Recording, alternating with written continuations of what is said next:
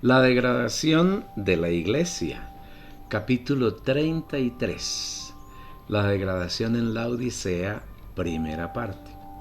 El Señor en su misericordia nos ha traído hasta aquí y nos ha mostrado un panorama muy claro de la situación de la iglesia y cómo ella se ha degradado a través de los siglos debido a la intromisión del malvado enemigo, el diablo.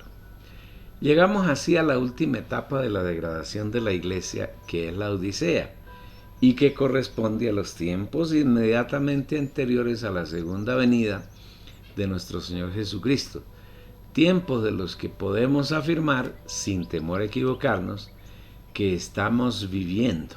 En otras palabras, estamos en la antesala de la venida de nuestro Señor Jesucristo, y la iglesia está viviendo también los tiempos descritos en Apocalipsis como la Odisea. Esto no quiere decir que las anteriores etapas de degradación no tengan nada que ver con quienes vivimos ahora, porque la degradación ha sido un proceso acumulativo y cada situación de degradación tenemos que vencerla.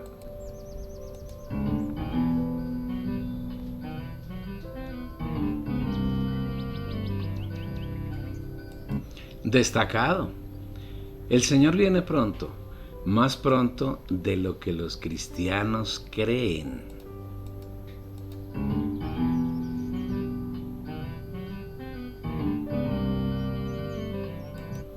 El lector se preguntará cuál es la razón para que no hablásemos de Filadelfia antes de abordar la condición de la Odisea, puesto que la carta que el Señor escribió al ángel de esa iglesia está ubicada inmediatamente antes. La razón es muy sencilla. En Filadelfia no hay degradación. El Señor no le reprocha nada al ángel de la iglesia en Filadelfia, porque en esta carta se describe el vivir normal de los santos que no han permitido que Satanás los permee y que si han vivido en una cualquiera de las 6 situaciones de degradación descritas en las 6 cartas restantes, o en todas, por la misericordia del Señor han tenido visión y han escapado de la situación y están viviendo una vida que agrada completamente al Señor. Pues Filadelfia, más que ser un grupo determinado de hermanos, está conformada por todos aquellos hijos de Dios que en cualquier lugar de la tierra y en cualquier tiempo viven la realidad descrita en la carta a Filadelfia. De ella hablaremos ampliamente en los últimos capítulos y así cerraremos con gozo, alegría y gloria la magnífica revelación que el Señor nos está concediendo en este tiempo. Por ahora nos dedicaremos a mostrarles a los lectores lo que el Señor nos ha revelado acerca de la iglesia en la Odisea, insistiendo que esta no es la última revelación, sino que el lector debe buscar más y más en su espíritu, porque el Señor tiene mucho más para darnos. Su revelación es insondable, no tiene límites. Leamos lo que dice el Señor al ángel de esa iglesia, y escribe al ángel de la iglesia en la Odisea. He aquí el Amén, el testigo fiel y verdadero, el principio de la creación de Dios dice esto: yo conozco tus obras, que ni eres frío ni caliente. Ojalá fueses frío o caliente, pero por cuanto eres tibio y no frío ni caliente, te vomitaré de mi boca. Porque tú dices: yo soy rico y me he enriquecido, y de ninguna cosa tengo necesidad. Y no sabes que tú eres un desventurado, miserable, pobre, ciego y desnudo. Por tanto, yo te aconsejo que de mí compres oro refinado en fuego para que seas rico, y vestiduras blancas para vestirte, y que no se descubra la vergüenza de tu desnudez, y unge tus ojos con colirio para que veas. Yo reprendo y castigo a todos los que amo. Sé, pues, celoso y arrepiéntete. He aquí, yo estoy a la puerta y llamo. Si alguno oye mi voz y abre la puerta, entraré a él, y cenaré con él y él conmigo. Al que venciere, le haré que se siente conmigo en mi trono, así como yo he vencido y me he sentado con mi Padre en su trono. El que tiene oído, oiga lo que el Espíritu dice a las iglesias. Apocalipsis 3, versículos 14 al 22. Como bien sabemos, Laodicea era una ciudad que en los tiempos en que fue escrito el Apocalipsis se encontraba en Asia, ubicada actualmente en Turquía, 6 kilómetros al norte de la ciudad moderna de Denizli. La palabra griega traducida como Laodicea está compuesta por dos vocablos: laos, que quiere decir pueblo o laicado, y dikea, que se traduce como opinión o juicio. Entonces Laodicea, laodikeia, quiere decir opinión o juicio del pueblo o del laicado. Si lo asimilamos al lenguaje moderno, es algo así como democracia. Esta es la última de las iglesias consideradas por el Señor en las cartas a las 7 iglesias de Apocalipsis, y tiene un contenido espiritual muy profundo que con la ayuda del Señor nos dedicaremos a revelar y a dilucidar. Por el significado del nombre podemos ver que en la iglesia degradada de los últimos tiempos está muy acentuado el nicolaísmo, que, como vimos en la degradación en Pérgamo, es la jerarquización del pueblo de Dios, donde unos se toman atribuciones de siervos, ungidos y enviados que Dios no les ha dado, usurpan las funciones de los demás miembros del cuerpo, les impiden funcionar, y el grueso de los hermanos son el pueblo o el laicado. En primer lugar, el Señor se presenta al ángel de la iglesia en Laodicea bajo 3 categorías que son muy interesantes. Veamos. Primero, el amén. La palabra se deriva de un vocablo hebreo que generalmente le da el sentido de así sea, y es usado para dar conclusión a las oraciones y a las ceremonias litúrgicas. Sin embargo, al presentarse el Señor como el amén, quiere decir que Él es firme, estable y confiable. Es decir, que en Él no hay mudanza ni variación, y que siempre es el mismo en cuanto a lo que es y a lo que determina. El Señor es inamovible, totalmente confiable. Su palabra y sus hechos son verdad y son firmes. Las palabras que salen de su boca se cumplen por encima de todo y de todos, y no hay ninguna posibilidad de que cambien algo lo que ha determinado.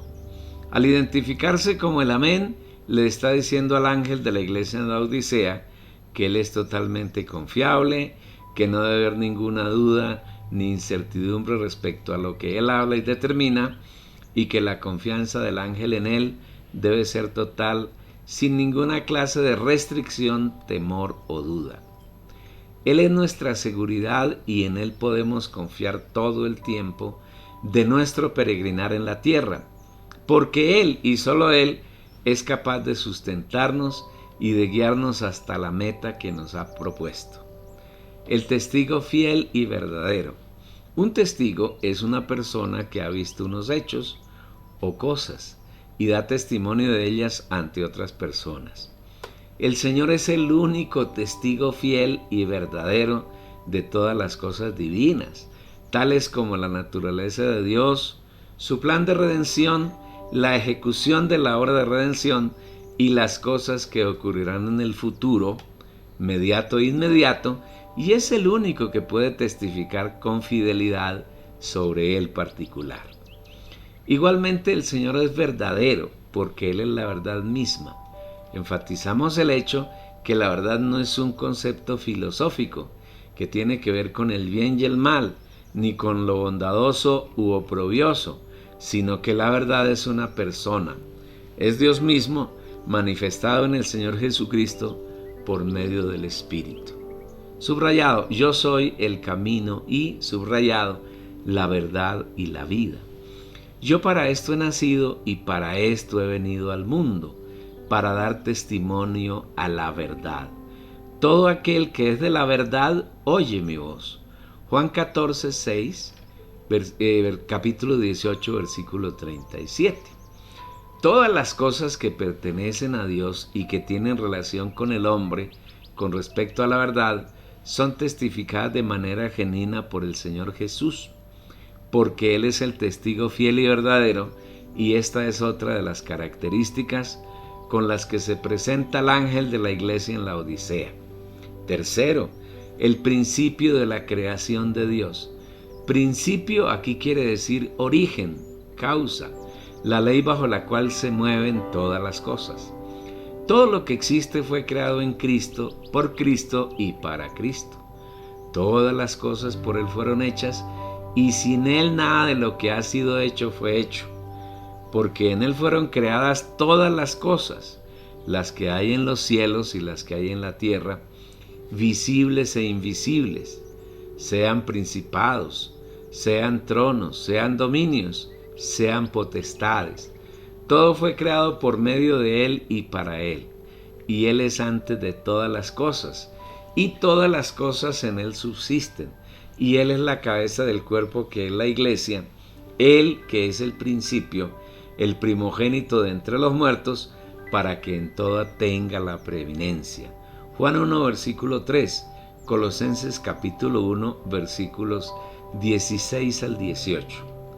El Señor Jesús como Dios es la fuente, el origen de todas las cosas creadas. Nada de lo que ha llegado a la existencia es antes que Él, ni está fuera de Él. Él es quien sustenta todas las cosas con la palabra de su poder. ¿Quién sustenta todas las cosas con la palabra de su poder? Hebreos 1, versículo 3. Nada de lo que hay en el vasto universo escapa de su conocimiento, y nada de lo que nos ocurre a los hijos de Dios escapa de su voluntad. Él es suficientemente confiable para nosotros como el amén, como el testigo fiel y verdadero, como el principio de la creación de Dios. En Él podemos depositar toda nuestra confianza y en Él podemos descansar. Una vez el Señor se ha presentado ante el ángel de la iglesia en la Odisea y le ha hablado de tres de las características propias de su naturaleza, pasa a describir la situación de la iglesia en esa etapa, que como hemos afirmado corresponde a la época inmediatamente anterior a la venida del Señor. Quiere decir esto que quienes vivimos en la tercera década del siglo XXI estamos más próximos a la venida del Señor Jesús de lo que la mayoría de los creyentes suponen. La tibieza. La primera situación que el Señor le muestra al ángel de la iglesia en la Odisea es su situación de tibieza. Yo conozco tus obras, que ni eres frío ni caliente. Ojalá fueses frío o caliente, pero por cuanto eres tibio y no frío ni caliente, estoy a punto de vomitarte de mi boca. Apocalipsis 3, versículos 15 al 16. El Señor desea que como hijos suyos nos demos de todo corazón y le entreguemos todo nuestro vivir a su servicio para agradarlo y para satisfacerlo. Y a eso se refiere cuando habla de ser caliente. Pero si sus hijos no desean servirle con todo su corazón, si no desean vivirlo como el primer amor, aún el Señor prefiere que los creyentes sean fríos. En otras palabras, que con sinceridad le digan al Señor que no desean nada de Él, que prefieren amar al mundo, que no desean que Él los guíe, caso en el cual son fríos, hecho que ofende menos al Señor que la tibieza. La tibieza, aunque la definimos espiritualmente más adelante, es un estado de mediocridad muy propio de los creyentes indiferentes, que, siendo hijos de Dios, ni lo siguen ni lo dejan, sino que viven en un estado de intemperancia y de vaivén, que a veces desean consagrarse al Señor, le hacen mil promesas de servirlo y seguirlo, pero cuando tienen una pequeña oportunidad de seguir al mundo y de amar las cosas del mundo, cambian al Señor por cualquier bagatela, por cualquier sentimiento y por cualquier obra. Esto produce en el Señor náuseas y un estado en el que el Señor muy pronto vomitará a esa clase de creyentes. Un buen vomitivo para los humanos es el agua tibia, y la tibieza de los creyentes produce ese malestar en el Señor. Hay alimentos que una vez los hemos ingerido nos hacen vomitar, porque debido a alguna sustancia que contienen, producen rechazo en nuestro estómago, y la única manera de tener una vida normal es expeliendo esas sustancias.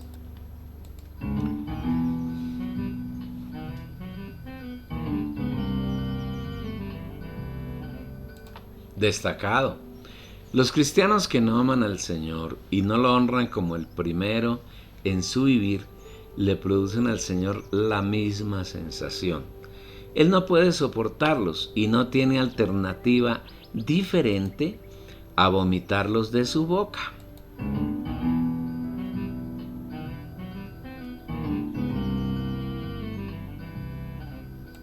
Veamos entonces en qué consiste la tibieza desde el punto de vista espiritual. No es fácil encontrar entre los escritos de creyentes acerca de Apocalipsis libros que contengan revelación profunda acerca de las 7 iglesias de Apocalipsis y prácticamente ninguno que tenga el enfoque que el Señor nos está mostrando en este libro. Tal vez, hasta donde llega nuestro conocimiento, quienes han escrito sobre este tema han sido Watchman Nee y Whitney Lee, los 2 hermanos de origen chino que vivieron en buena parte del siglo XX. Véanse los libros Ortodoxia de la Iglesia y Estudio de Apocalipsis de Watchman Nee y Whitney Lee respectivamente. Estos hermanos, en su estudio de las 7 cartas de Apocalipsis, subdividieron las 7 iglesias en 2 grupos.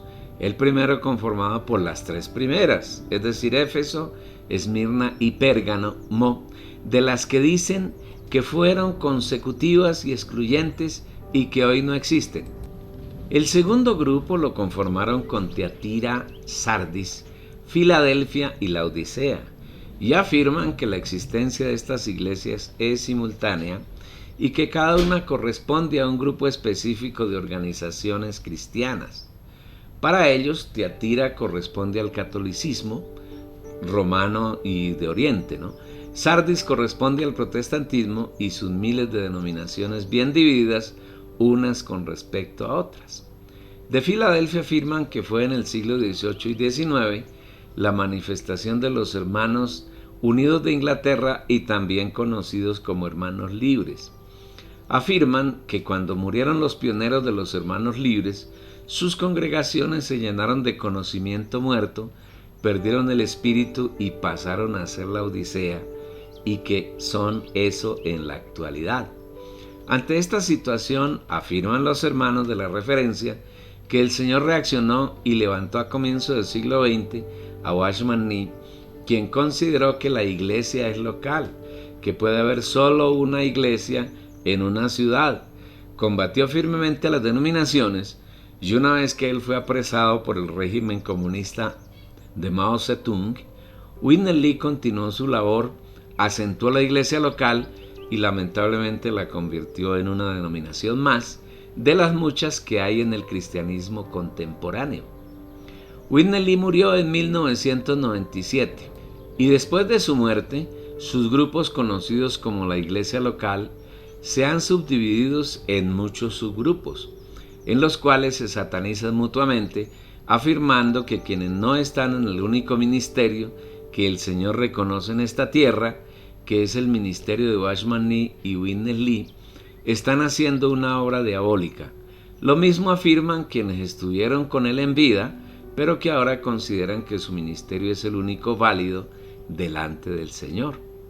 Queremos recordar que en la Biblia no existe el ministerio particular de un hermano, sino que el único ministerio es el del Espíritu Santo y que en él están todos los santos, los hijos de Dios, y que tampoco existe la comunión del hermano sutano ni del hermano perencejo, sino que el Señor nos ha llamado a la única comunión del Hijo, Jesucristo nuestro Señor. Fiel es Dios por el cual fuiste llamados a la comunión de su Hijo Jesucristo nuestro Señor. 1 Corintios 1, versículo 9. No es nuestro propósito entrar a debatir personas ni puntos de vista de los hermanos que nos han antecedido en el pasado, en el paso por esta tierra, sino que con sencillez de corazón y con la humildad del Señor presentamos a los lectores la revelación que el Señor nos ha mostrado, para que ellos, haciendo uso de la unción que está en su espíritu, puedan discernir si lo que está consignado en las páginas de este libro y de los otros que conforman un todo viene del Señor o son simples imaginaciones de sus escritores. Reconocemos sí que en los hermanos Ni y Li el Señor descargó mucha revelación de su palabra, y si es del agrado del lector, pueden buscar algunos de sus muchos libros y leerlos, buscando siempre discernir en su espíritu aquello que pueda ayudarlos a tener un vivir agradable al Señor. Así las cosas, queremos mostrar la revelación acerca de la condición de la iglesia en la etapa de la Odisea, condición que es la tibieza.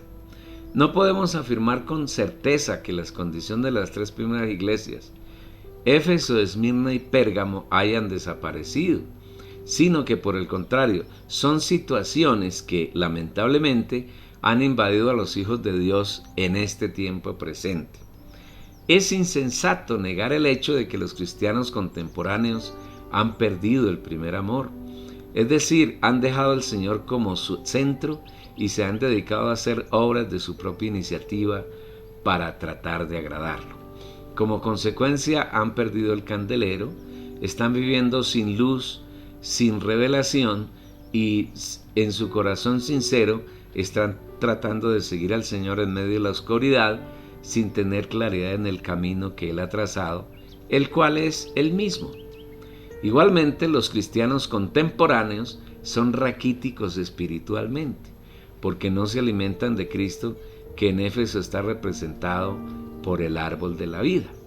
Consecuentemente, la iglesia después de Éfeso se llenó de pobreza, aún teniendo todas las riquezas del Señor, y fue blanco del enemigo, quien persigue a los santos y los encarcela, blasfema de ellos y los hostiga de diversas formas.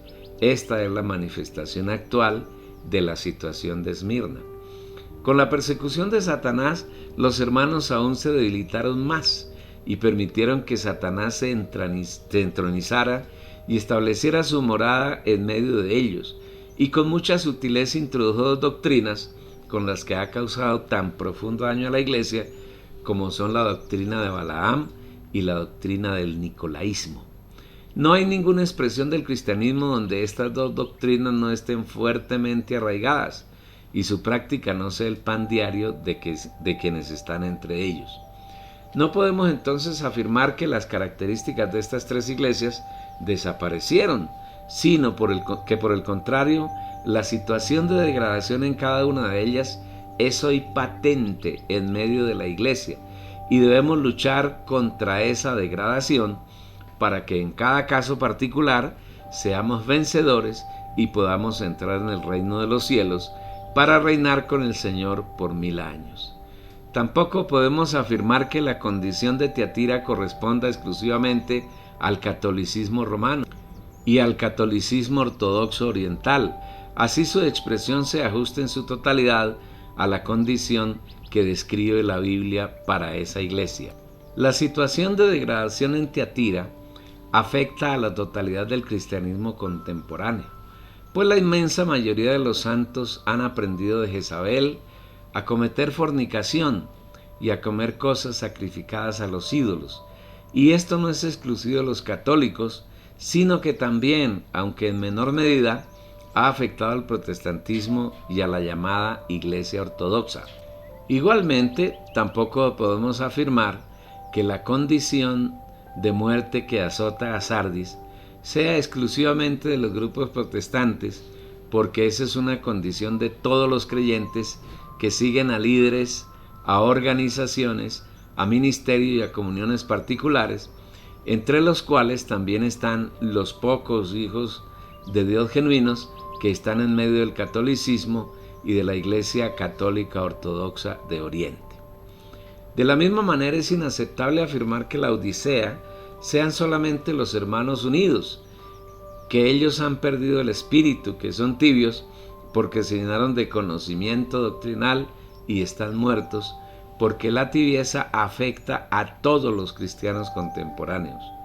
Mucho menos podemos afirmar que Filadelfia sea un movimiento o grupo denominado la iglesia local, autodenominado la iglesia local, ni que es la única que el Señor acepta, porque eso sería tener la posibilidad de excluir a algunos santos de la iglesia cuando el Señor nos ha incluido a todos. Una cosa bien diferente es que, aunque estemos en la iglesia, el cuerpo de Cristo, no tengamos un vivir que agrade al Señor, que es en verdad la realidad de Filadelfia y que veremos en los últimos capítulos de este libro.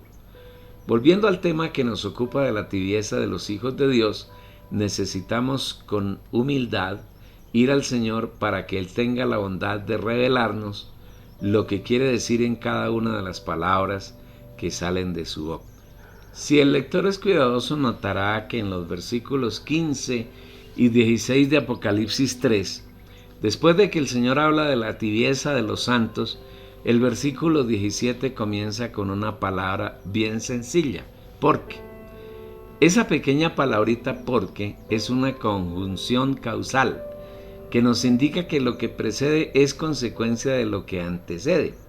En otras palabras, la condición de la iglesia en la Odisea es tibia, por lo que dice el versículo 15. Para entenderlo mejor, podemos formularnos esta pregunta: ¿por qué los santos en la Odisea cayeron en estado de tibieza? Porque tú dices, yo soy rico y me he enriquecido, y de ninguna cosa tengo necesidad. Apocalipsis 3, versículo 17. Esta es la respuesta del Señor. Recordemos que el significado de la Odisea es la opinión o el juicio del laicado del pueblo, y en esta condición de la iglesia el pueblo dice, yo soy rico y me he enriquecido, y de ninguna cosa tengo necesidad. Esta condición es similar a la de Éfeso, cuando los hermanos dejaron al Señor como el primer amor, como el centro de su vida.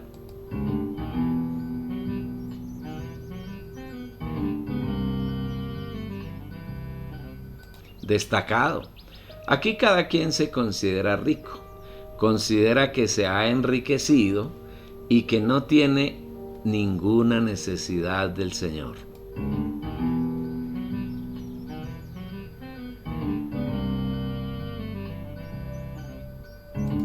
¿No es esa la condición del cristianismo hoy? Cada quien está en su grupo, siguiendo a su líder, teniendo multitud de actividades, aprendiendo más y más doctrinas, viendo cómo el grupo en el que está matriculado crece por decenas, centenas y miles de seguidores. Cada uno está satisfecho de pertenecer a cierta organización, considera que más allá de lo poco que le es suministrado en ella, no necesita nada más. Los hijos de Dios inmersos en las distintas organizaciones del cristianismo contemporáneo consideran que más allá de lo que enseñan y lo que hacen en su grupo no hay nada mejor, que eso es lo último. Algunos inclusive hablan de la cumbre de la revelación de determinado tema, indicando con eso que más allá de esa, comillas, revelación, ya no habrá otra que la supere. Los integrantes de cada grupo satanizan a los demás grupos y consideran que lo que ellos hacen es del Señor, pero que lo que hacen otros es del diablo. Cada uno considera que su doctrina es, comillas, sana, y que las doctrinas de otros grupos son insanas y diabólicas. Si el Señor usa a algún hermano para mostrarles algo de la verdad, inmediatamente es satanizado, estigmatizado y acusado de rebeldía y de otros pecados. Cada quien en su redil, en su corral, considera que es rico, que se ha enriquecido y que no tiene ninguna necesidad. Y todos están convencidos de esa mentira absurda. Subrayado todo esto. Cada evangélico está profundamente satisfecho con su líder, con su organización, con las doctrinas que le enseñan, con las actividades que ejecutan y con las prácticas que tienen. Pero ninguno tiene ni siquiera un poquito de revelación. No conocen al Señor, no lo disfrutan, no crecen, no tienen oportunidad de madurar y su vivir no es del espíritu, sino en el alma. ¿Cuál es la respuesta del Señor a la actitud de yo soy rico y me he enriquecido y de ninguna cosa tenga necesidad? Léela y medítala. ¿Y no sabes que tú eres un desventurado, miserable, pobre, ciego y desnudo?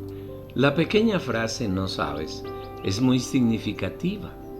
Los santos de la iglesia contemporánea se consideran ricos, enriquecidos y confiesan no tener ninguna necesidad.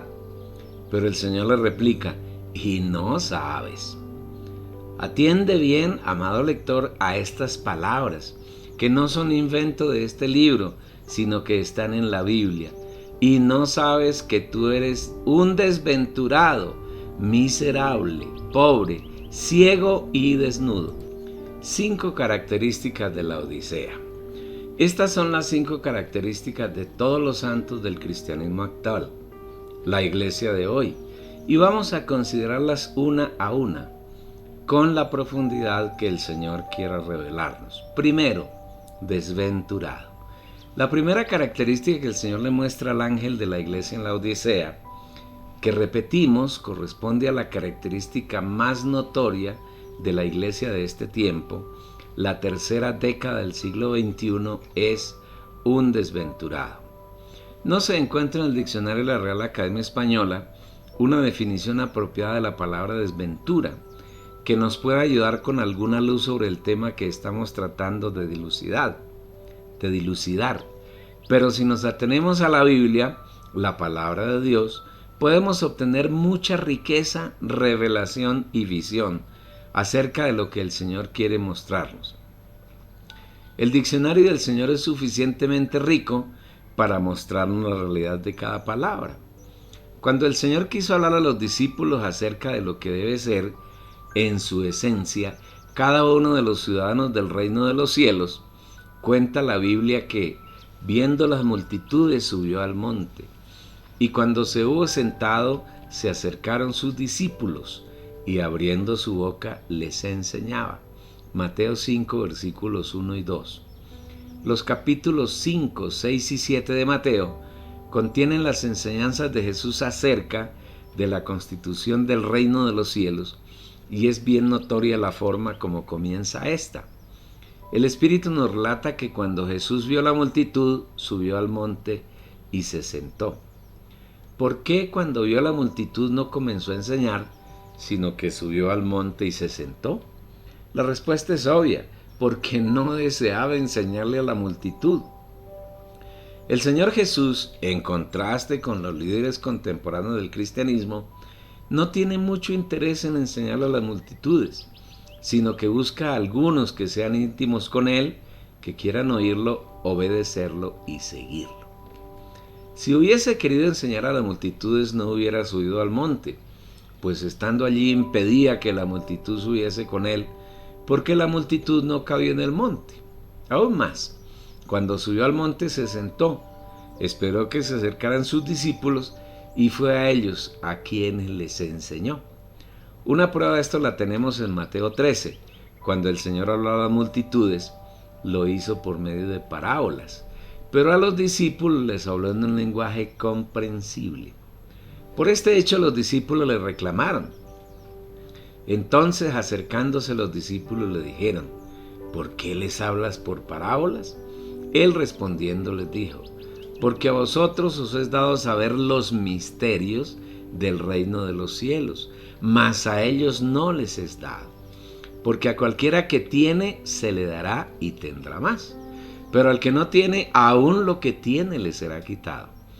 Por eso les hablo por parábolas, porque viendo no ven, y oyendo no oyen ni entienden, de manera que se cumple en ellos la profecía de Isaías que dijo: de oído oiréis y no entenderéis, y viendo veréis y no percibiréis, porque el corazón de este pueblo se ha engrosado, y con los oídos oyen pesadamente, y han cerrado sus ojos, para que no vean con los ojos y oigan con los oídos, y con el corazón entiendan y se conviertan, y yo los sano. Pero bienaventurados vuestros ojos porque ven, y vuestros oídos porque oyen, porque de cierto os digo que muchos profetas y justos desearon ver lo que veis y no lo vieron, y oír lo que oís y no lo oyeron. Versículos 10 al 17, repetimos, de Mateo 13. Los genuinos discípulos del Señor no están interesados en ganar multitudes de miles, sino en estar sentados con el Señor, oyendo su palabra, recibiendo revelación, teniendo visión y practicando sus enseñanzas. Una vez que el Señor se hubo sentado, lo cual indica que no hay afán ni angustia en él, sino un reposo y disfrute absolutos, y esa actitud debe caracterizar a los hijos de Dios. Siempre descansamos en él.